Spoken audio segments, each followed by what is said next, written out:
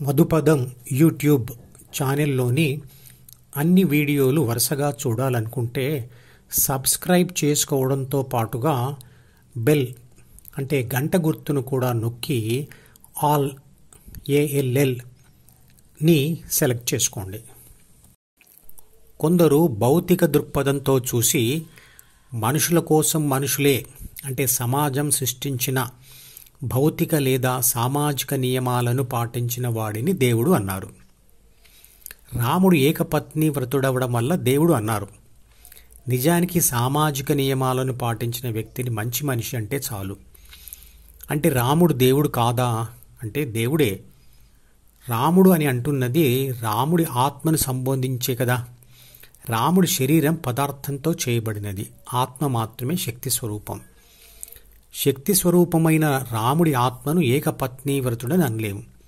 అలాగే శరీరాన్ని మాత్రమే దేవుడు అనలేము. నిజానికి రాముడిని దేవుడు అనడానికి కారణం అతని ఆత్మ శరీరంలో ఉంటూనే మనసును విడిచిపెట్టి పరిశుద్ధమైన ఆత్మలాగే ఉండిపోయింది కాబట్టి.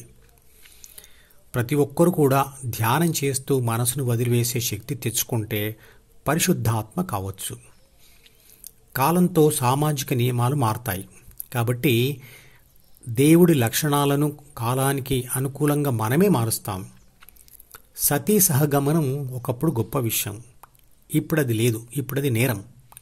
భౌతిక దృష్టితో చూస్తూ ఏకపత్ని వ్రతుడైన రాముడిని దేవుడు అన్నాం. అలాగే 16,000 మంది గోపికలతో ఉన్న కృష్ణుడు కూడా దేవుడని అన్నాం. కానీ శక్తి దృష్టితో చూస్తే కృష్ణుడిని లేదా విశ్వశక్తిని ఆరాధించేవాళ్ళు అంటే ధ్యానం చేసేవాళ్ళు ఆ రోజుల్లో 16,000 మంది ఉండేవారు అని అర్థం చేసుకోవాలి. ఈ గందరగోళం అంతా ఎందుకు వస్తుందంటే భౌతికమైన విషయాలను ఆధ్యాత్మికతకు కలపడం వల్ల. అంటే పదార్థం మరియు పదార్థంతో కలిగే అనుభవాలను లేదా సమాచారాన్ని శక్తి లక్షణాలకు కలపడం. అంటే వారికి శక్తి దృక్పథం కలగకపోవడం. నా శరీరం దేన్నైనా తింటుంది కానీ తినేది నేను కాదు. నేను విద్యుత్ శక్తిలాగా ఒక శక్తిని. విద్యుత్ శక్తి దేనినైనా తింటుందా? దేవుడు అనేది భౌతిక విషయం కాదు, అది విశ్వశక్తి. భౌతిక సామాజిక నియమాలతో దేవుడికి సంబంధం లేదు అంటుంది భగవద్గీత. ఆ నియమాలన్నీ మనసులలో మనుషులు ఏర్పరచుకున్నవి. కోరికలు ఉద్దేశాలు ఎక్కడ ఉంటాయి? మనసులో. మనసు ఉండాలంటే మెదడు అనే శారీరక అవయవం ఉండాలి. అది ఉందంటే దానికి రక్త ప్రసరణ కోసం గుండె ఉండాలి. ఈ విధంగా మొత్తం ఒక శరీరం కూడా ఉండాలి. మీకు చిన్నప్పటి నుండి పరిచయం ఉన్న ఏ మనిషినైనా ధ్యానంలో తుది దశకు చేరుకొని మీ ముందుకు వచ్చి నేను దేవుడిని అంటే మీరు అతడిని దేవుడిగా గుర్తిస్తారా? ఒప్పుకుంటారా? శరీరంతో ఉంటూ మనసును విడిచిన మనిషిని మనం దేవుడని ఒప్పుకోలేము. మరియు శరీరం లేని, మనసు లేని, ఆకారం లేని, కోరికలు ఉద్దేశాలు లేని విశ్వశక్తిని దేవుడుగా ఊహించుకోనులేము.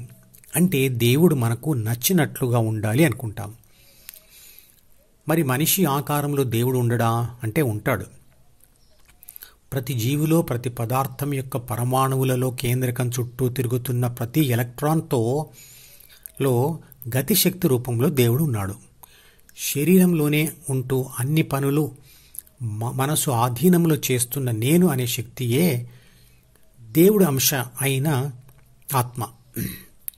మనసు ఆధీనంలో ఉంటూ ఉన్న ఆత్మ అంటే నేను అనే శక్తి ధ్యాన సాధన ద్వారా తనను తాను విడిపించుకోగలదు. అలా మనసు నుంచి విడిపోయిన ఆత్మ లక్షణాలతో పోలుస్తూ తానే పరమాత్మ అని గుర్తిస్తుంది. అప్పుడు మాత్రమే ఆ ధ్యానం చేస్తూ ఆ స్థితికి చేరుకున్న వ్యక్తి దేవుడు అవుతాడు. నోటితో ఆ మాట అంటాడు కూడా. అతను కూడా నిర్లిప్తుడు అంటే తటస్థంగా ఉంటాడు. ఏ ఉద్దేశాలు కోరికలు ఉండవు.